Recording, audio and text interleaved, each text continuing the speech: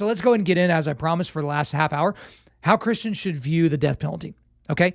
And in order to talk about how Christians should view the death penalty, we need to go directly to Scripture, obviously.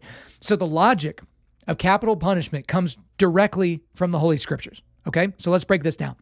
The first thing, as I just mentioned, is the Imago Dei. So we see this in Genesis 1:27. So God created man in his own image. In the image of God, he created him. Male and female, he created them. So by this, we know that an assault on any person, right, is an assault on the image of God. So that's the first thing. That's the Imago Dei.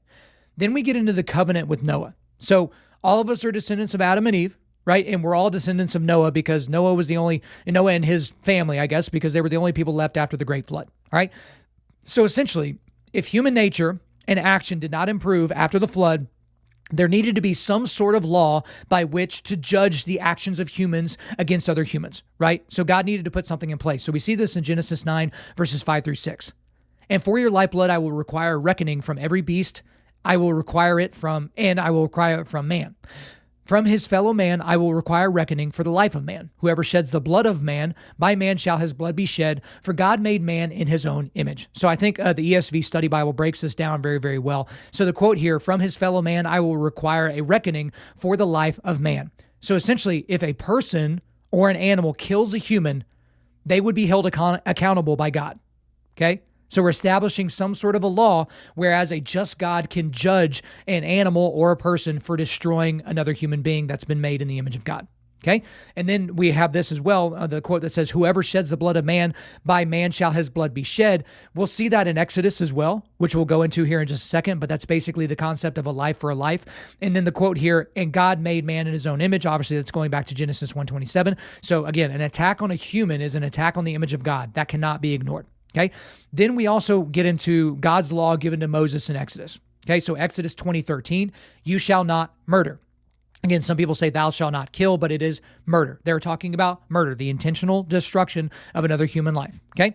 Then we have Exodus 21:12, whoever strikes a man so that he dies shall be put to death. And then in Exodus 21:23, but if there is harm, then you shall pay life for life. Okay. Now the Bible, and I think this is very important, especially for people that don't think we should have the death penalty, it creates a very, very high standard for the death penalty as well. So in Deuteronomy 19:15, a single witness shall not suffice against a person for any crime or for any wrong in connection with any offense that he has committed.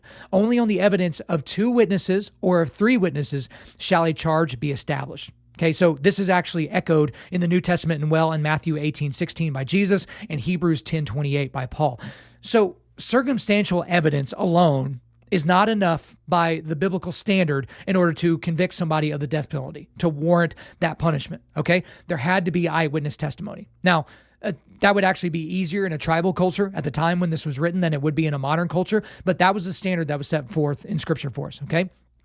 Now, God also, because some people kind of get into the weeds about this, God gives our governing authorities, right, the ability and the right to carry out his law. So you've heard Romans 13 talked a lot about with COVID restrictions and the lockdowns and everything, but I'm going to read verses 1-5 of Romans 13 because this is pertinent to the death penalty discussion. Let every person be subject to the governing authorities, for there is no authority except from God, and those that exist have been instituted by God. Therefore, whoever resists the authorities resists what God has appointed, and those who resist will incur judgment. For rulers are not a terror to good conduct, but to bad. Would you have no fear of the one who is in authority? Then do what is good, and you will receive his approval, for he is God's servant for your good. But if you do wrong, be afraid, for he does not bear the sword in vain, for he is a servant of God, an avenger of who carries out God's wrath on the wrongdoer. Therefore, one must be in subjection, not only to avoid God's wrath, but also for the sake of conscience. So a lot of people there, when they're talking about, an avenger carrying out God's wrath or the sword, bearing the sword, they're thinking about the sword in really in the context of the ultimate punishments that could be levied out, or even other punishments as well. So essentially, guys, that's the basis for the pro-death penalty position. Okay, so when you go to Scripture, when people are looking for the Scriptures that give you a basis, that's it. Okay, you can dig in further, and it kind of has some tendrils that go out from those Scriptures, but the bottom line is this: if you intentionally murder someone, okay, you forfeit your right to life. And by the standard for conviction, and I would say this, the standard for conviction and execution is high.